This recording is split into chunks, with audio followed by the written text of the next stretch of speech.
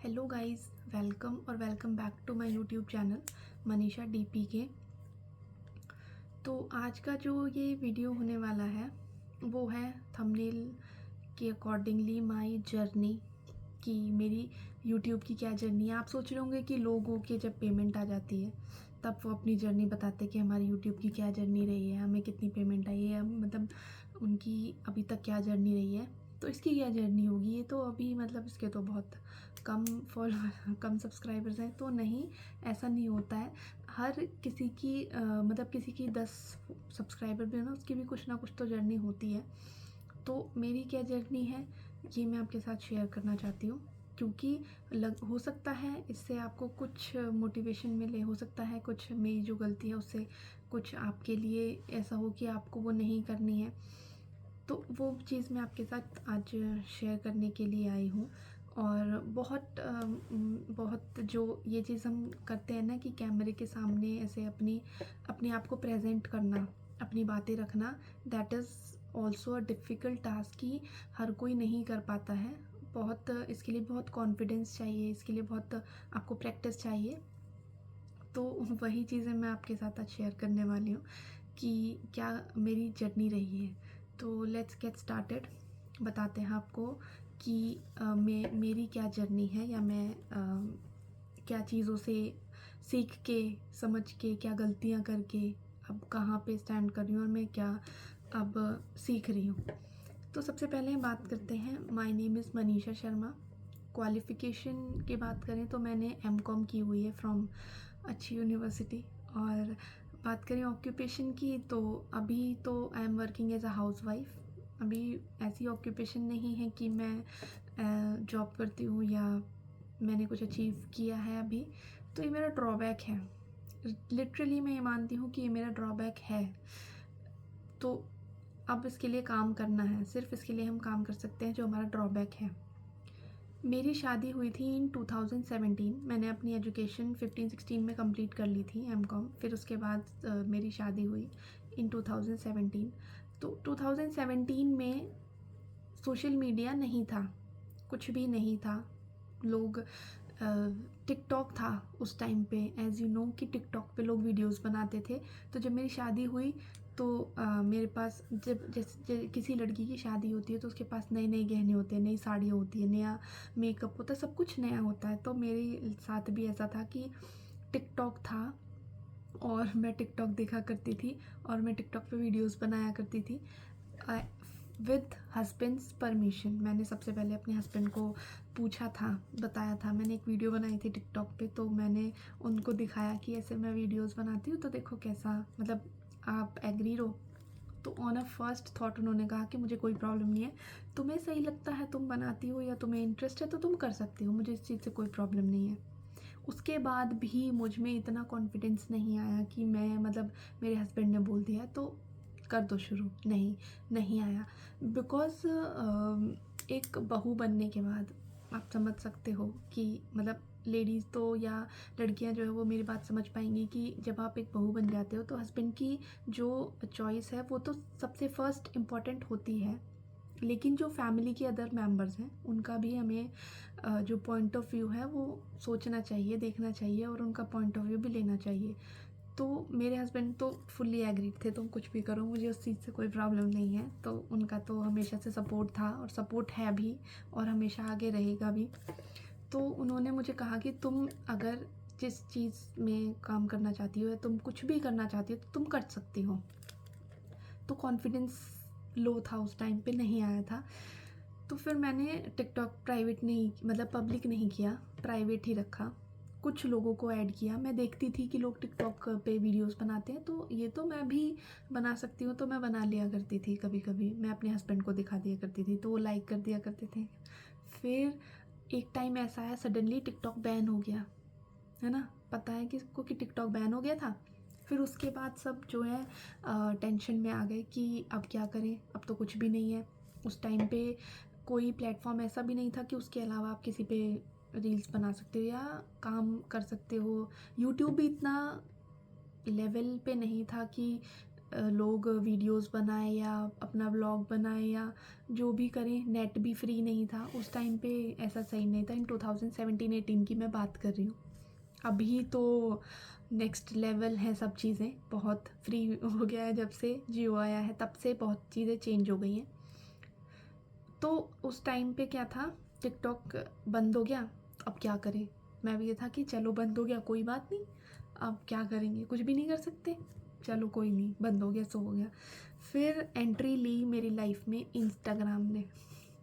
Instagram आया मेरी life में तो मुझे लगा कि एक न्यू वे आया है, ठीक है। तो मैंने इंस्टाग्राम शुरू किया। इंस्टाग्राम पे भी मैंने ये गलती की कि मेरे हस्बैंड ने तो कहा कि तुम पब्लिक कर दो, बट मैंने नहीं किया क्योंकि इतना कॉन्फिडेंस, वही है, मैं कॉन्फिडेंस के मारे ना अभी भी अपने आप को ये सोचती हूँ कि मैंने गलती की है, मैंने वो गलती की है। जब उन्होंने बोला था कि पब्लिक कर दो तो मुझे कर देना चाहिए था, मुझे इतना नहीं सोचना चाहिए था। तो मैंने इंस्टाग्राम पे वीडियोस बनाना शुरू किया, फिर मैंने इंस्टाग्राम को प्रायोरिटी देना शुरू कर दिया। उसके बाद भी मैंने वो किया, पब्लिक नहीं किया, प्राइवेट रखा। फिर मेरी फ्रेंड्स ने भी मुझे मोटिवेट किया। मेरी टॉप फ्रेंड्स की लिस्ट में 2 या 3 फ्रेंड्स मेरी ऐसी हैं, मेरे ऐसे दोस्त हैं कि उन्होंने मुझे इतना कहा कि ना तू मतलब पब्लिक कर ले, तू ये वीडियोस बनाएगा तो यूट्यूब पे भी अपना काम शुरू कर। उन्होंने मुझे ये बोला इन 2018-19 में। एक मेरी फ्रेंड तो ऐसी कि वो मुझे अभी भी सपोर्ट करती है कि तू ना बहुत आगे जा सकती है, बट पता नहीं, बट मुझे ना फैमिली बहुत, हमेशा से फैमिली की जो थॉट है, पॉइंट ऑफ व्यू है, वो हमेशा मेरे लिए हावी रहा, हमेशा। तो मैंने सोच के स्टार्ट किया, मैंने उसको, एक दिन मेरा ऐसा आया कि मैंने सब चीज़ भुला के इंस्टाग्राम को पब्लिक कर दिया। फिर मैंने वीडियोस बनाई तो फैमिली मेम्बर्स भी देखते थे, और जो पब्लिक है तो सभी देखेंगे आपकी वीडियोस, तो सब देखते थे और सबका रिस्पॉन्स अच्छा आया ऑन फर्स्ट कि ये तो अच्छी वीडियोस बनाती है, मतलब अच्छा है।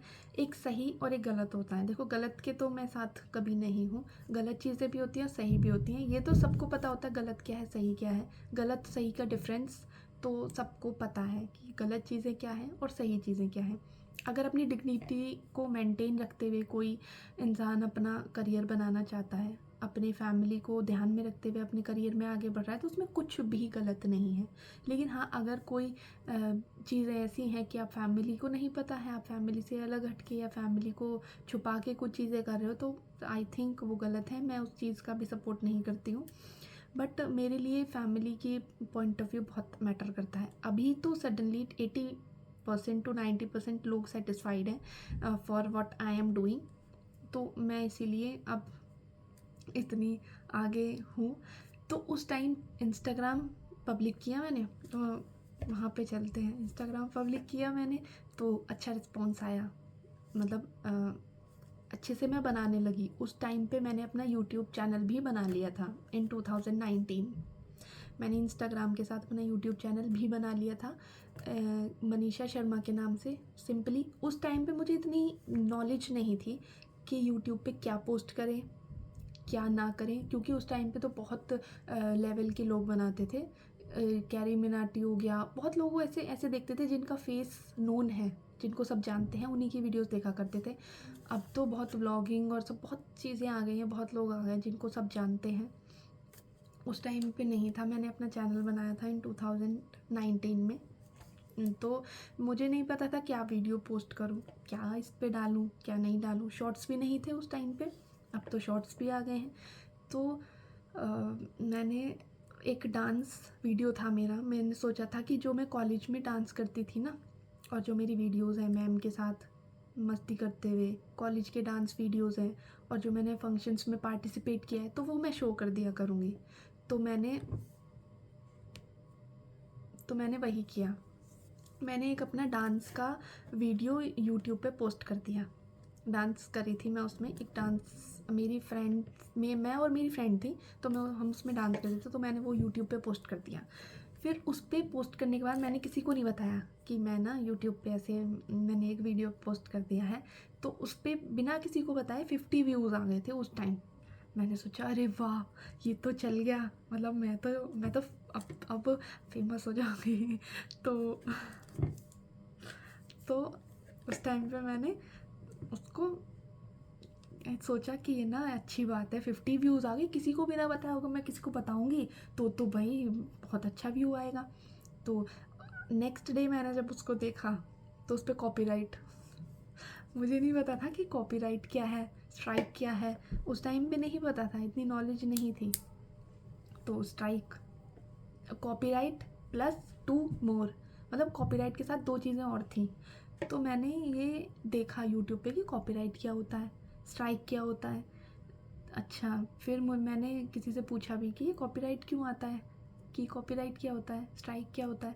तो मुझे समझ में आया कि कॉपीराइट क्या होता है, किसी का गाना यूज़ नहीं कर सकते, गाना नहीं लगा सकते अगर तुम डांस कर रहे हो। मैंने कहा बट बहुत लोग तो करते हैं कि डांस कर रहे हैं, अपनी वीडियोस दिखा रहे हैं, लड़कियां इस तरह से डांस करती हैं, तो कुछ परमिशंस होती है या कुछ चीज़ें होती हैं वो समझनी देखनी पड़ती हैं। मुझे नहीं पता था उस टाइम पे इतना सब कुछ। तो कॉपीराइट आया तो मैंने उस चैनल को लीव कर दिया। मैंने कहा अभी इस पर कुछ नहीं करते, कॉपीराइट तो वैसे ही आए पड़े हैं, वीडियो को डिलीट करूँगी फिर दोबारा से शुरू करना पड़ेगा, शॉर्ट्स भी नहीं है, तो मैंने ऐसे ही छोड़ दिया। मैंने कहा चलो कोई नहीं, आगे देखेंगे, जो होगा होगा। मैं इंस्टाग्राम पे रेगुलरली अपना काम करती रही। तो 2021 में जब ये था, कोरोना का टाइम आया था, तो तब भी मेरे पास एक बहुत अच्छा ऑप्शन था, मैं अपना जो है चैनल स्टार्ट कर सकती थी। लेकिन वही मैं बता रही हूँ ना, मेरी मिस्टेक्स मेरे ऊपर ही भारी पड़ी हैं।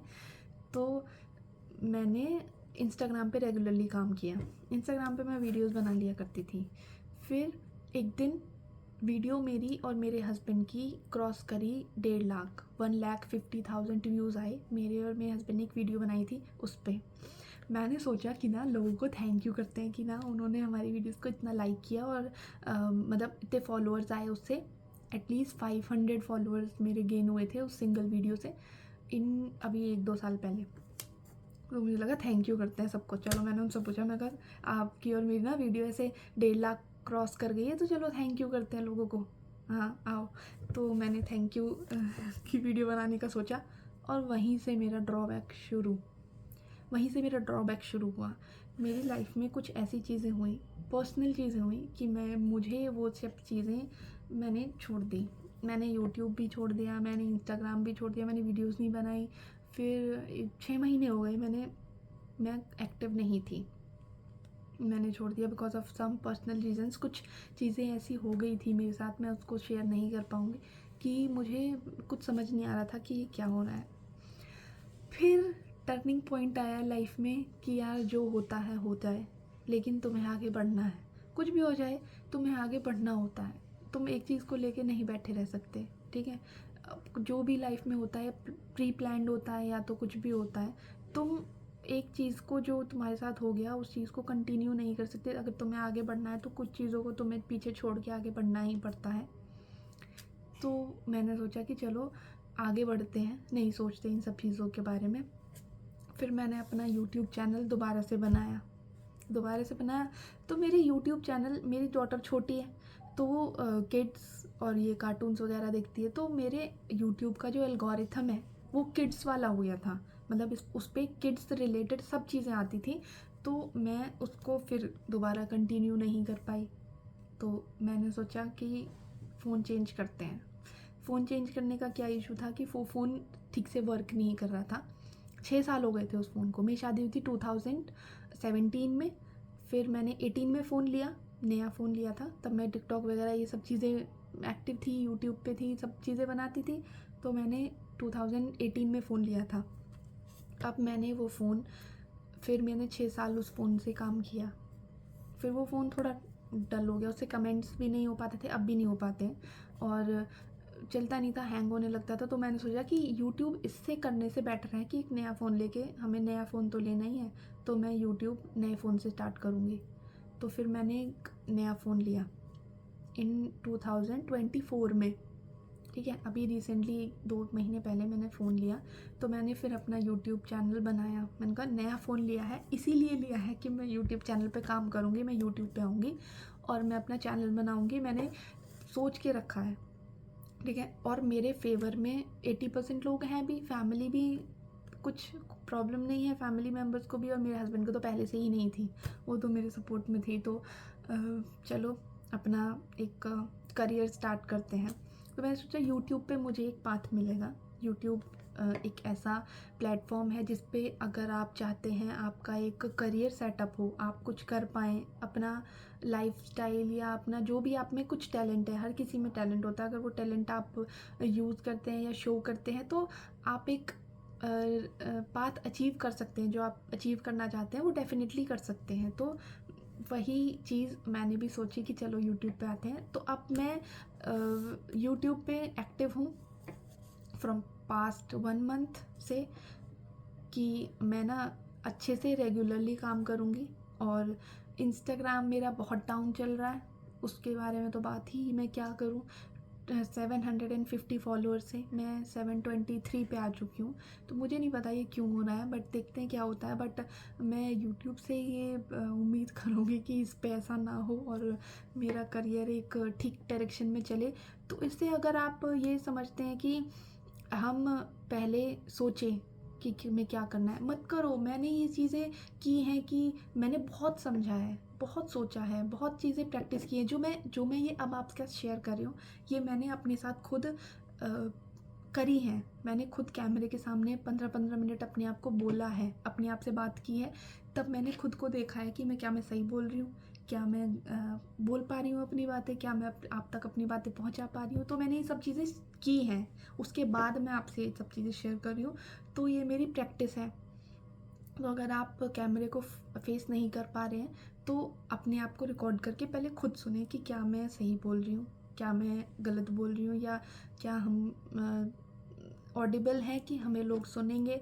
तो ये सब चीज़ें प्रैक्टिस करनी पड़ती हैं। और ड्रॉबैक ये है कि अगर आप चाहते हैं मुझे अपना करियर स्टार्ट करना है, तो सबसे फॉरमोस्ट इम्पॉर्टेंट, अगर आप सही हैं तो आप किसी के बारे में मत सोचो, आप अपनी डायरेक्शन में लगे रहो, काम करते रहो। सही गलत का पहचान करते हुए आप अपनी डायरेक्शन में लगे रहो, सही काम करते रहो और अपना एक करियर सेटअप करने में अपनी खुद की सबसे पहले हेल्प करो। मेरे जैसी गलती कि मैं पहले सीखूँगी, ये सब चीज़ें करूँगी, तो वो मत करो और अपना एक करियर सेटअप करो। और क्या बोलूँ मैं कि देखते हैं हमारी जर्नी कहाँ तक आगे जाएगी। अगर आप चाहते हैं कि हम भी एक न्यू यूट्यूबर बने या हम भी एक ऊंचाइयों पर लगें, लोग वीडियोस देखते हैं उनकी जिनके चेहरे वेल नोन हैं, जिनको लोग जानते हैं, जिनके चेहरे बहुत बार उनके सामने आते रहते हैं, उनकी वीडियोस लोग देखते हैं चाहे वो कुछ भी कर रहे हो। लेकिन जो न्यू फेसेस होते हैं उनको लोग कम देखते हैं, कम पसंद करते हैं, बिकॉज उनको जानते ही नहीं है। जानेंगे कैसे? तब आप बार बार उनकी फीड में आएंगे, तब आप आपको जानेंगे। तो ये नहीं करना कि यूट्यूब पे एक दिन वीडियो डाल दी, 2 दिन की छुट्टी नहीं डालनी। आपकी कंसिस्टेंसी होनी चाहिए, चाहे आप रो के आओ यूट्यूब पे वीडियो डालो, रोने की नहीं रोने की नहीं, रोना अपने साइड में रखो और आप यूट्यूब पे मतलब ठीक ठाक वीडियो जैसे आप बनाते हो उसको पोस्ट कर दो। तो कंसिस्टेंसी अप्लाई करो, कंसिस्टेंसी रखो। पर्सनल और प्राइवेट, जो पर्सनल और सोशल चीज़ें हैं उनको बैलेंस रखो। पर्सनल और सोशल इन्वॉल्व मत करो, इंक्लूड मत करो कि पर्सनली ये सब सोशल चीज़ों में हम पर्सनल चीज़ें भी घुसा रहे हैं, तो कंफ्यूज हो जाएंगे। तो सिर्फ मैंने आपके साथ शेयर किया मेरी जर्नी, क्या मैं यूट्यूब पे कब से सोचा मैंने, कब मैंने स्टार्ट किया और अब मैं क्या कर रही हूँ। तो ये सब चीज़ें मेरे साथ हो रही हैं। अगर आप चाहते हैं कि हम भी कुछ अचीव कर पाएँ तो हमें सपोर्ट कीजिएगा। और हमारी अगर आपको मेरी ये स्टोरी जो मैंने बताई उसमें थोड़ा सा भी आपको कुछ लगा हो तो एक like, share, subscribe, comment please करना, ताकि हमें भी मोटिवेशन मिले कि yes we can do something, I can do something. So next video देखते हैं किस चीज़ के ऊपर होगा। तब तक के लिए take care, bye bye, thank you for watching, thank you so much.